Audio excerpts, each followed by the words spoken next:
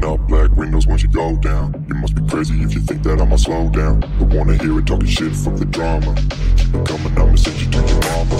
Mr. Whip, whip, whip, put the gun down. Dropping bodies. सुरुवात करूया आजच्या नवीन ब्लॉगसाठी. आजचा ट्रेक आहे श्रीवर्धन बीच.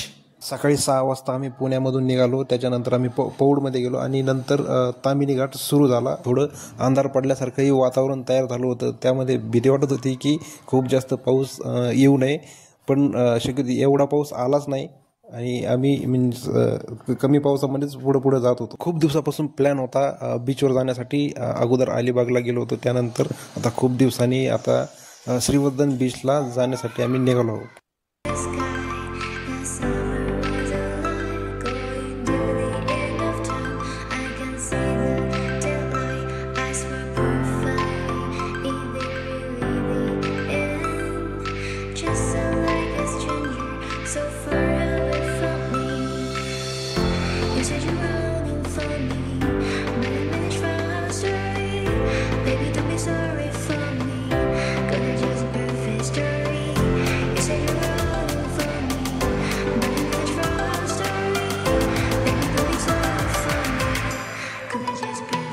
फायनली एक्झॉटिका रिसॉर्टच्या गेटवर आम्ही आलेलो आहोत. समोर आपल्याला मी रूमही दाखवणार आहे. असा समोरचा व्ह्यू आहे आणि समोरच चालता समोर स्विमिंग पूलही आहे इथे. तर आता पोहण्याचा खूप मला इच्छा झालेली आहे, तर मी आता लवकरच पोहण्यासाठी येणार आणि आम्हाला कीही दिलेली आहे. आता मी रूमकडे जात आहे. आता रूमचं मी लॉक उघडलेलं आहे. तर अशा प्रकारे आमचे रूम आहेत आतमध्ये. तर मी आता दमलेलो होतो म्हणून मी आता बेडवर जाऊन झोपलेलो आहे. तुम्हाला रूम कशी आहे ते पण दाखवतो. तर आम्ही AC रूम घेतलेली आहे. तर ACची रूम आहे आणि खिडकीतून बाहेरचा व्ह्यू अशा प्रकारे दिसतोय. पाऊसही चालू होता. खिडकीच्या बाहेरचा व्ह्यू बघितल्यानंतर मी कपडे चेंज केले, थोडं फ्रेश झालो आणि तसंच मी नंतर खाली झोका घेण्यासाठी खाली गेलो. आरशामध्ये मी केस वगैरे थोडे नीटही केलेत आणि खाली येऊन मी झोक्यावर बसलो, थोडा झोकाही खेळलो आणि 1.5 मी थोडा आरामही केला. आल्यापासून मला वाटत होतं मी कधी स्विमिंग करायला जाईल. मी आता स्विमिंग करायला आलेलो आहे आणि मी पाण्यात उडी मारली आणि थोडी स्विमिंगही केली.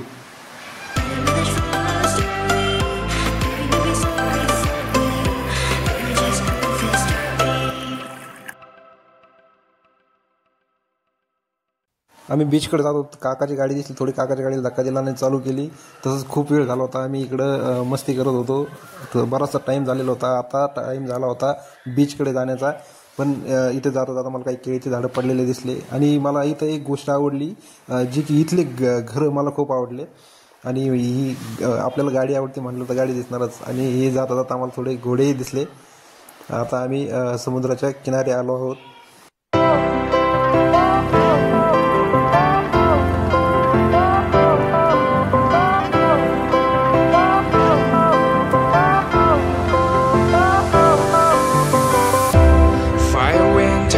काही लोक मासेही पकडत होते. त्यांनी जाळं टाकलेलं होतं आणि जाळं त्यांनी ओढत समुद्राच्या किनाऱ्यावर आणलं होतं आणि त्यात काही मासे आले होते. समोर नंतर एक घोडागाडी होती, पण पायलट छोटा होता त्यामुळे आम्ही न जाण्याचं ठरवलं. म्हणून खूप मोठा स्टॅच्यू दिसत होता. आम्ही जवळ गेलो, नंतर दिसलं की हा खूप मोठा खेकडा आहे. तुम्ही एवढा खेकडा बघितला असेल तर कमेंट करून नक्की सांगा. आम्ही भिजलो होतो त्यामुळे आम्हाला चहा प्यायचा होता, तर आम्ही चहाही घेतला आणि मकाचं कणीसही घेतलं. Rolling up black windows once you go down. You must be crazy if you think that I'ma slow down. Don't wanna hear it talking shit, fuck the drama. Keep it coming, I'ma send you to your mama. Mr. Whip, whip, whip, put the gun down. Dropping bodies in the place till the sun's out. Can't fuck with this, I'm going to try. Just let the bullets fly, I'm the last one to die.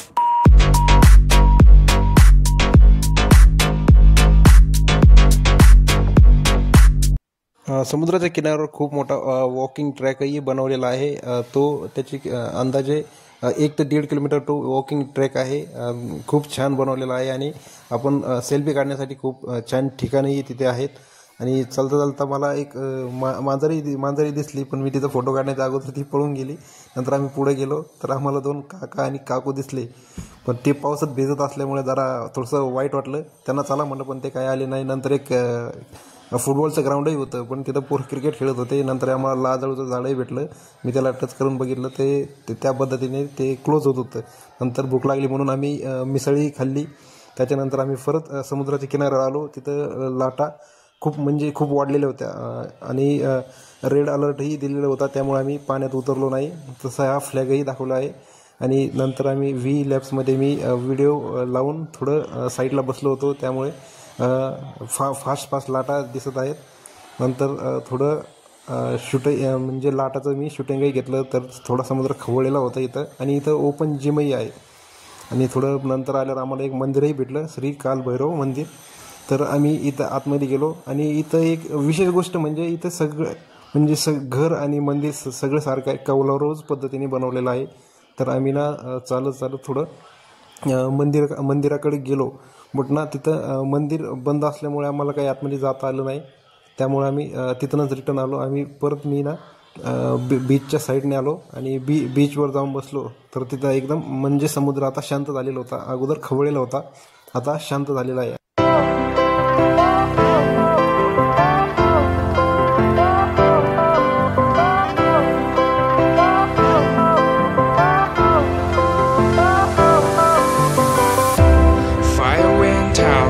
Lights went down when you feel lost in your shadow.